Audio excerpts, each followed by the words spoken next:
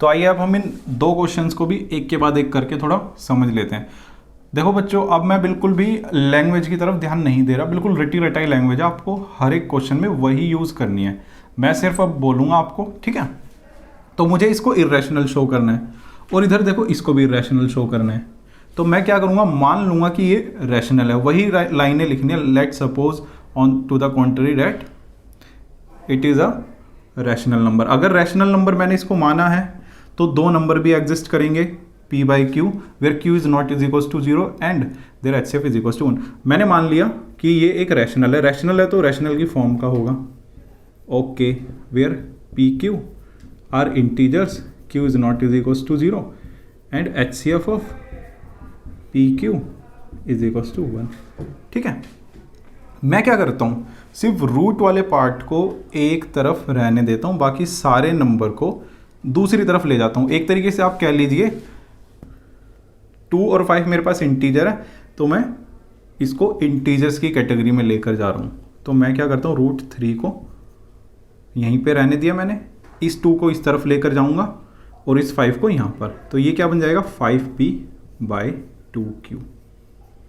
ठीक है, अब जैसा कि मुझे पता है कि p भी मेरे पास एक क्या है, इंटीजर, और q भी क्या है, एक इंटीजर। ठीक है, और इंटीजर को अगर मैं किसी दूसरे इंटीजर के साथ प्रोडक्ट करूंगा तो वो भी क्या आएगा, इंटीजर। Same here. ठीक है, तो since 5p and 2q are integers, मैंने रीज़न अभी आपको बताया कि ये क्लोज्ड होते हैं मल्टीप्लिकेशन में इंटीजर्स। ये इंटीजर्स है, तो इसका मतलब क्या हो गया कि रूट 3 इज इक्वल्स टू क्या, ये भी इंटीजर, मान लो ये मेरे पास आया p डैश और q dash. p dash is 5p and q dash is equals to 2q। ठीक है, मैंने ये मान लिया p dash by q dash, where p dash and q dash are integers. क्योंकि ये मैंने माना ना कि ये इंटीजर्स हो जाएंगे, ये मैंने आपको रीज़न बताया। तो अगर ऊपर भी इंटीजर नीचे भी इंटीजर, तो इसकी फॉर्मेशन क्या हो गई, रैशनल की। तो इसका मतलब क्या हो गया, रूट 3 इज रैशनल। ठीक है, ये देखो मैंने सिर्फ आपको समझाने के लिए लिखा है, पेपर में इतना लिखने की कोई ज़रूरत नहीं है। सिर्फ आप ये लिख देना 5p and 2q are integers, ये भी लिखने की कोई ज़रूरत नहीं है, ये मैंने आपको समझाने के लिए लिखा था। ठीक है, सीधा आपको ये स्टेप करना है, इसके बाद ये, इसका मतलब क्या हो गया, ये एक रैशनल नंबर हो गया।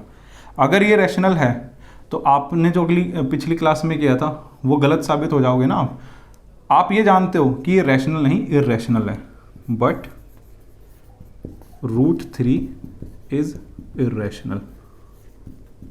ठीक है, ये इररेशनल है, तो इसका मतलब क्या हो गया, हमारी अजम्पशन रॉन्ग साबित हो गई, विच कॉन्ट्रडिक्ट्स टू आवर अजम्पशन। और हमने क्या अजम्पशन की थी कि ये एक रैशनल है। अगर ये रैशनल अब मेरी गलत साबित हो गई तो इसका मतलब क्या हो गया, ये मेरे पास एक इररेशनल होगा। तो इसका मतलब क्या हो गया, 2 रूट 3 बाई 5 इज इररेशनल। यही तो मुझे प्रूव करना था। ठीक है, अब देखो इस क्वेश्चन को भी देख लेते हैं, वही घुमा फिरा के आपको लैंग्वेज लिखनी है। Suppose on the contrary this is rational number, rational है तो p बाई क्यू आएंगे, where p and q are integer and q is not is equals to their HCF is equals to 1। मैं direct इसका main part करा रहा हूँ, ये rational की फॉर्म में होगा। ठीक है, मैं रूट 2 को उस तरफ ले जाता हूँ, और या फिर ऐसा कह लो, इनको मैं इन्वर्स कर देता हूँ, उल्टा कर देता हूँ। तो रूट 2 क्या हो जाएगा, q बाय p। मेरे पास ये भी इंटीजर है, ये भी इंटीजर है, तो इसका मतलब क्या हो गया, इंटीजर बटा integer, by the definition rational की फॉर्म हो गई। तो इसका मतलब क्या होगा, इज रैशनल नंबर। बट आपने तो लास्ट क्लास में क्या किया था, but we know that root 2 is irrational. गलत साबित हो गए आप। ठीक है, इसका मतलब जो आपने माना था वो गलत था, यानी कि जो आपने ये माना था ये गलत था। आपने क्या माना था, ये एक रैशनल नंबर है, तो रैशनल नहीं होगा, तो रैशनल नहीं होगा, तो इसका मतलब क्या होगा, root 2 is irrational, hence prove. तो देखो बोर्ड पर लिखे हुए सारे क्वेश्चंस आपके हो चुके हैं। आइए अब बढ़ते हैं कुछ नए क्वेश्चंस की तरफ।